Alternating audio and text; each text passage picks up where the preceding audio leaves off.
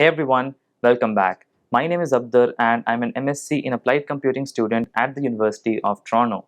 Last year, I made a video about how I got my study visa approved in just 9 days, which is not usually the kind of timeline you would expect from a Canadian student visa.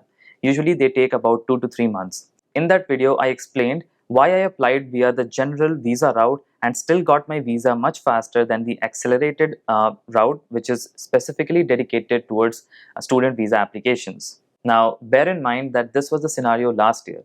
So a lot of students reached out to me and asked if non-SDS visa category is still better than the SDS visa category even in 2023. So I decided to make a video answering some of the top questions that you have been asking me regarding the visa application. If you're not familiar with the non-SDS and the SDS visa categories, I would highly encourage you to first watch my video on everything you should know about this Canadian student visa. In basic terms, if you wish to apply for the Canadian student visa, there are two different pathways you can take. The first one is the general or the non-SDS stream. This is the stream where every single one applies for their visa, be it a student or an employee. The second pathway you have is to apply via the student direct stream or the SDS route, which is basically an accelerated route to process student visa applications faster than the general category. So in theory, the student direct stream or the SDS route is supposed to be faster than the general or the non-SDS route, but this is far from reality. In reality, the general or the non-SDS stream is actually much faster than the SDS stream simply because most of the consultants advise their students to file their visa applications in the SDS queue. So they have clogged the SDS stream and made it much slower than the general stream. Even in 2023, this is still the case. I've confirmed this with some of my viewers who applied their student visas through the general or the non-SDS route and got it approved within like 10 to 15 days. So to answer your question, yes, non-SDS is still the way to go if you're planning to apply for Canadian student visa in 2023, which is this year. Another common question related to the Canadian student visa that I receive a lot is, do I have to pay my tuition fee before applying for my student visa? The answer depends on which visa route you take. If you apply via the SDS route, then you must pay your first year tuition fee upfront.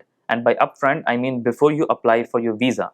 But if you apply via the general or the non-SDS category, you don't have to pay any fee to the university before you apply for visa. The only fee you have to pay is, and that again depends on whether or not your university or college requires it, is the token amount, or usually it's like the registration fee that they require to book a seat in that university or college. So that's the only fee you have to pay if you apply via the general or the non-SDS category. This is a big reason why I prefer the non-SDS or the general category over the SDS category. You get to apply for your visa first and then decide whether or not you want to pursue that program before you even commit financially. I also received another question from a lot of you that you have already paid your first year tuition fee and you want to apply via the non-SDS visa category. But when you fill out the form that is asked at the beginning of starting a visa application, you are being directed to the SDS portal. So you're not actually able to apply via the non-SDS category. So what should you do in this case? My advice is to just answer no in the question that asks you whether or not you have taken a language test. Keep in mind that a decision is not made based on this data.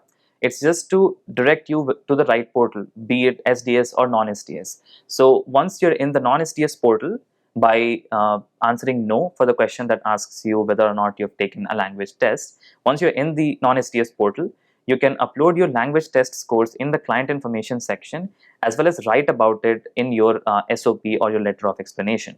This approach may seem sketchy, but I assure you it has worked for every single student who had this issue and who consulted me, so they were able to get their student visas approved in time. If you're planning to apply for the Canadian student visa in the near future, be sure to go through my playlist on the Canadian student visa.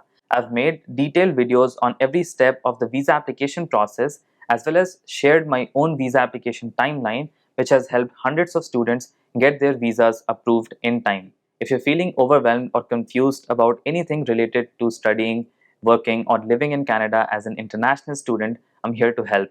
I offer personalized guidance on topics such as career development, job search strategies, university applications, and student visa applications. You can book a one-to-one meeting with me at topmate.io/tasir. Thanks a lot for watching, and I hope you found this video helpful.